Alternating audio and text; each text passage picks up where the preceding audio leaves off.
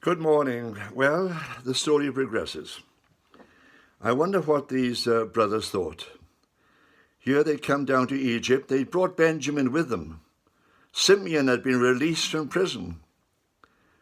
They'd bought the grain with proper money. They'd done it correctly. Now they were traveling home, and these soldiers had come and they searched all their belongings, and they found this cap. How did it get into Benjamin's sack?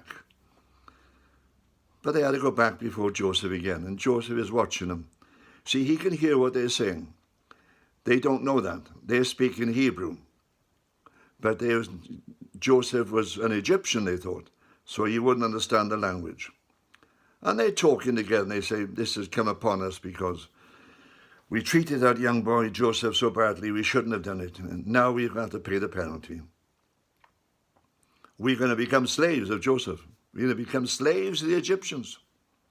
What else can we do? And they come before Joseph, and Joseph says, the cup was found in Benjamin's sack, wasn't it? He said, yes. Well, he said, that's the one I'm going to keep here with me. The rest of you, you can go home. And they said, we can't go home. We can't go home without our younger brother. And Judah speaks up and he says, I promised my father that if I didn't bring Benjamin back safe and sound, my life could be expected of me. No, I cannot allow this. I am a much stronger man. I'm a much older man. I'm a much more capable man.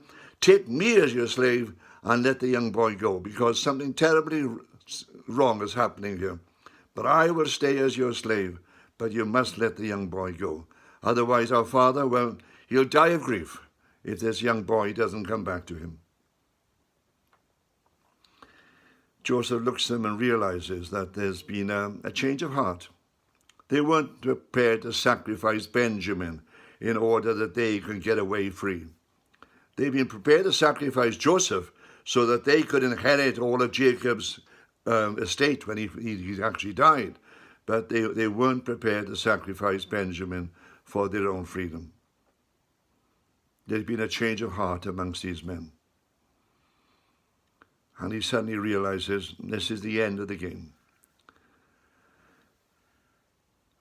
This is probably the most frightening part of the story.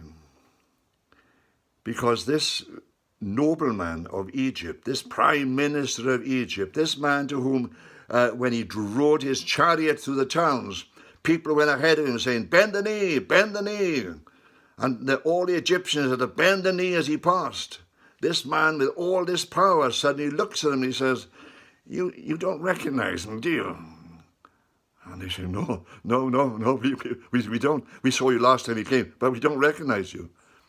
He says, I'm Joseph. Yes. I'm the young man you sold into slavery. And look what God's given me. He's made me Prime Minister of Egypt. This must have been one of the most frightening experiences in their life. They'd sold him into slavery, and now here he was with all this power. For a while, they just can't accept it. And then they realize it's true. It's true. They can't believe it. He says, how's my father? They said, well, he's fine. I can almost imagine him squeaking it out. You know, he's fine. He's fine. He's well. Yes, he's fine. You know? Yeah, he said, well, this famine that you're now experiencing is going to last for some years. I want you to go home to our father, you know. And I want you to tell him what's happened. And I want you to tell him how I've had all these blessings in Egypt. And tell him to pack up his things and come down and join us in Egypt. And he'll be able to live in the land of Goshen, which is a good place for you with all your flocks. And he'll be able to live there, and I will look after you. I wonder what they thought as they travelled home.